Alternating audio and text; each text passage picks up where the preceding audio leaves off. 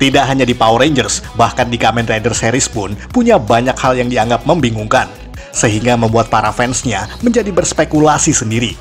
Ya, ada banyak sekali teori-teori fans yang tersebar di berbagai forum diskusi online, dan oleh sebab itulah Tokufex Indonesia mencoba merangkum semua itu.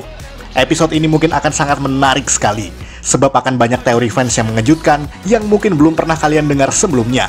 Namun sekali lagi, itu hanyalah teori fans belaka. Yang benar atau tidaknya, semua kembali lagi pada pemikiran kita. Tapi ingat, karena akan ada detail poin yang akan kita bahas di sini, maka diperingatkan kalau video ini mengandung spoiler. Dan tanpa berlama-lama lagi, mari kita simak 7 teori fans tergila di Kamen Rider versi Tokufex Indonesia.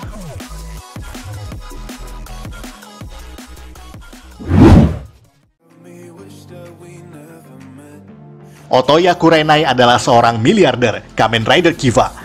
Penonton Kamen Rider Kiva pasti tahu dengan secondary tokoh di serial bertema vampir ini. Otoya Kurenai adalah seorang pemain biola jenius yang hidup pada era 80-an, tepatnya pada tahun 1986 pada timeline di serial Kiva sendiri.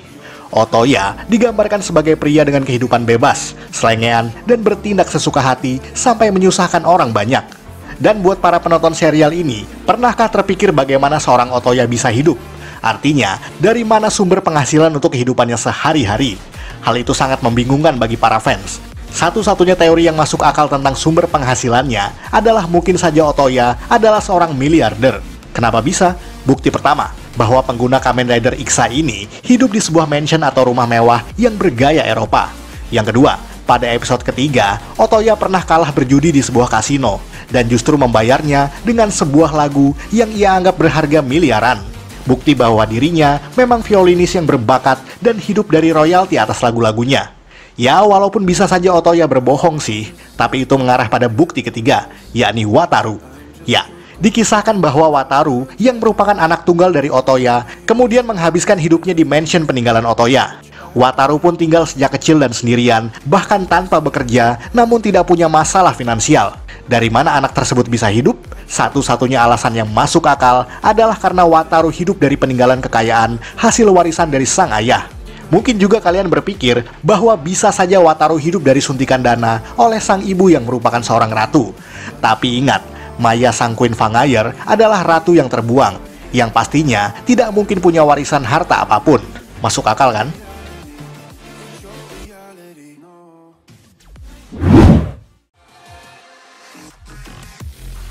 Shiori Hirose dan Hina Izumi adalah korban eksperimen dari Shocker, Kamen Rider Blade, dan Kamen Rider Ozu. Masuk pada teori berikutnya, yakni seputar tokoh wanita yang mendukung para protagonis rider dalam serialnya masing-masing.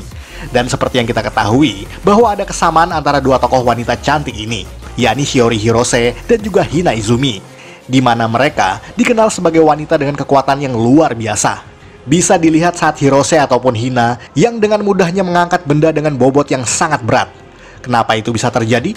Ya, sejujurnya tidak banyak dan nyaris tidak ada sama sekali mengenai alasan mengapa mereka memiliki kekuatan fisik yang luar biasa itu. Hanya sebagai running jokes untuk memberikan tawa kepada para penonton. Bahkan uniknya, keduanya sama sekali bukan tokoh petarung dan cenderung penakut saat berhadapan dengan bahaya.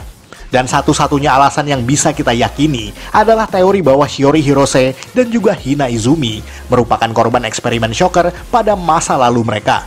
Bisa saja itu terjadi pada suatu titik di mana Hina dan Hirose diculik oleh Shocker untuk dijadikan kaijin atau monster. Namun, mereka gagal saat proses eksperimen. Oleh sebab itulah, bisa saja Shocker kemudian menghapus ingatan mereka berdua, sehingga dua wanita ini tidak punya memori apapun mengenai asal-usul kekuatan fisik yang mereka miliki. Suatu teori yang menarik kan?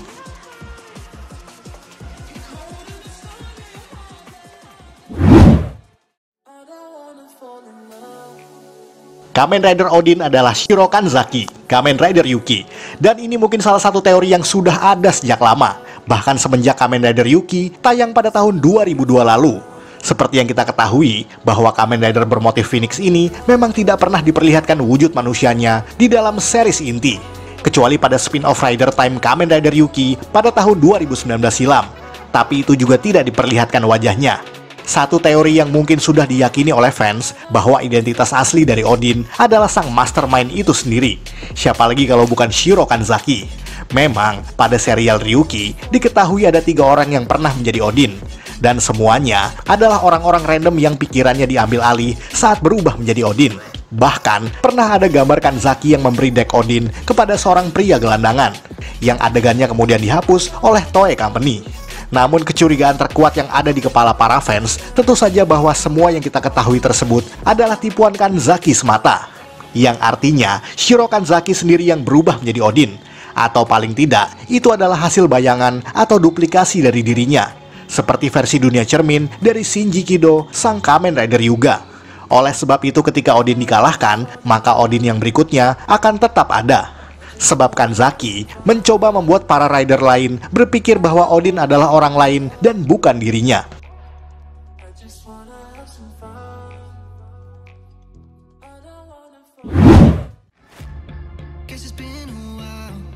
Nadeshiko adalah Worm, Kamen Rider Fourze. Tahu kan, wanita cantik misterius di movie Kamen Rider Fourze yang kemudian berubah menjadi Kamen Rider Nadeshiko. Ya, rider imut ini sontak menarik perhatian banyak fans sebab paras menawannya yang membuat semua orang terpesona. Tidak terkecuali sang protagonis, yakni Gentaro Kisaragi. Diketahui pula bahwa Nadeshiko ternyata adalah makhluk luar angkasa yang disebut sebagai Soulu, atau singkatan dari Seed of Life from the Universe. Yang artinya, Nadeshiko di sini adalah sebuah cairan yang merupakan bibit kehidupan alam semesta, yang dapat mengambil bentuk menjadi apapun yang pernah ia lihat. Dan dalam kasus ini, ia mengambil bentuk gadis SMA yang bernama Nadeshiko Misaki, yang kemudian terungkap pada akhir film tersebut. Tapi lagi-lagi nampaknya fans berkata lain soal ini, sebab ada lagi teori yang mengatakan bahwa Soulu atau Nadeshiko di sini adalah Worm, yakni monster yang ada di serial Kamen Rider Kabuto. Sebab baik Soulu maupun Worm sama-sama berasal dari luar angkasa dan bisa mengambil wujud serta kesadaran siapapun yang ia inginkan. Bisa saja bahwa Soulu merupakan sumber kehidupan yang sama seperti Worm, atau merupakan bibit dari terciptanya monster tersebut pada event Kamen Rider Kabuto. Maka dari itu, Soulu tidak memiliki kecerdasan yang sama seperti monster tersebut, sebab ia adalah bakal benih terciptanya Worm yang masih belum sempurna secara evolusi.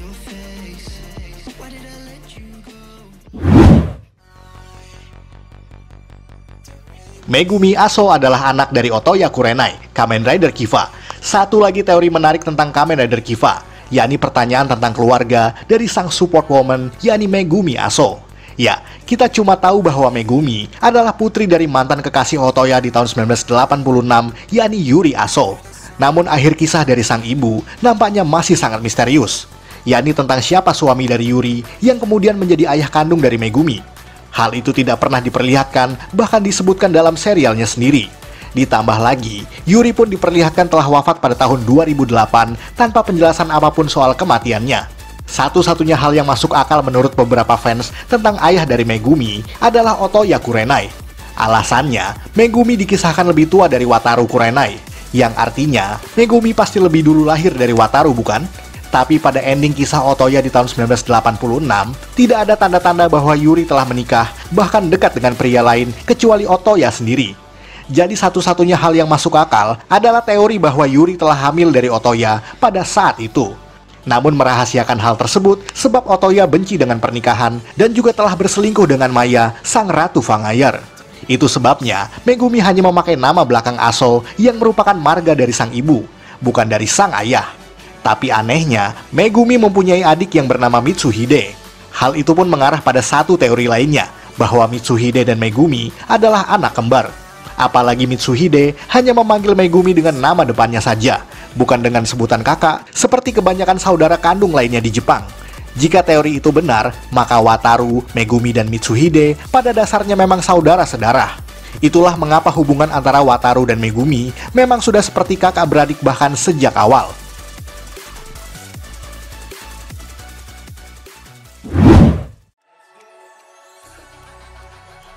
Soichi Sugami dan Mana Kazaya sudah menikah, Kamen Rider Agito. Kita tahu bahwa sejak awal Kamen Rider Agito, tokoh remaja wanita kawan serumah Soichi ini memang terlihat menaruh perhatian lebih padanya. Bahkan sejak awal episode, Mana Kazaya sudah menggoda Soichi untuk menikahi dirinya di masa depan. Bahkan di beberapa episode lainnya, gadis remaja ini kerap menunjukkan sikap cemburunya pada sang protagonis. Sayangnya, kisah cinta mereka berdua nampaknya dibuat samar dan minim sekali pengembangannya.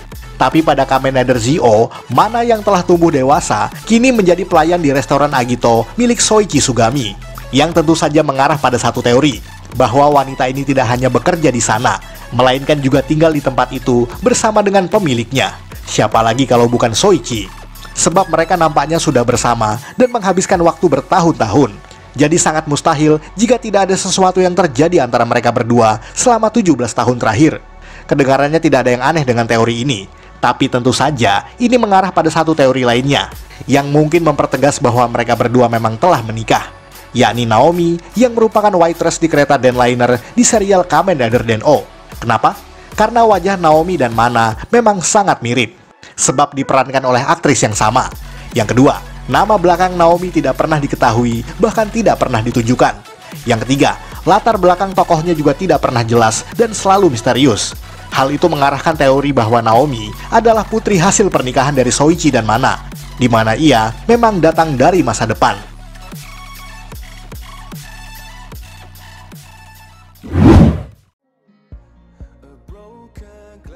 Narutaki adalah ayah Natsumi Hikari, Kamen Rider Decade. Dan teori terakhir untuk episode kali ini adalah tentang karakter paling misterius di Kamen Rider. Siapa lagi kalau bukan Narutaki? Pria separuh baya yang melintasi dimensi ke dimensi hanya untuk menyebarkan rumor tentang kehancuran dunia oleh Kamen Rider Decade. Meskipun kadang menyebalkan, namun keberadaan Narutaki yang misterius ini membawa banyak pertanyaan. Apalagi origins atau asal-muasal dirinya memang tidak pernah terungkap sampai hari ini, sehingga memunculkan banyak sekali teori tentang pria berkacamata yang satu ini. Akan tetapi teori ini nampaknya yang paling menarik, sebab Narutaki diyakini oleh sebagian fans bahwa ia adalah ayah dari Natsumi Hikari. Ada banyak bukti yang mengarahkan kebenaran teori ini.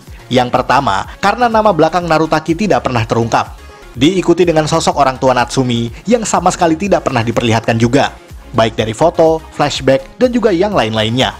Mungkin saja bahwa Narutaki adalah anak kandung atau bisa saja menantu dari kakek Eijiro Hikari yang telah dianggap menghilang sekian lama. Yang kedua, ia nampak sangat peduli dan percaya pada Natsumi. Bahkan semua pertemuan antara mereka berdua hanyalah membicarakan soal bagaimana pandangan Narutaki kepada Tsukasa yang ia anggap sebagai iblis penghancur dunia, yang tentu saja sangat ingin ia jauhkan dari Natsumi. Yang ketiga, Kivala yang selalu berada di studio foto Hikari juga merupakan tokoh yang dekat dengan Narutaki. Seakan pria ini sengaja mengirim Kivala untuk terus berada dekat dengan Natsumi dan menjadi kekuatan untuk menghancurkan Decade. Bahkan bisa saja mimpi Natsumi tentang pertempuran Rider di episode pertama adalah visi atau penglihatan yang sengaja dikirimkan oleh Narutaki kepadanya. Sebab itu adalah pertanda yang ditinggalkan oleh Narutaki sebagai ayah pada putrinya.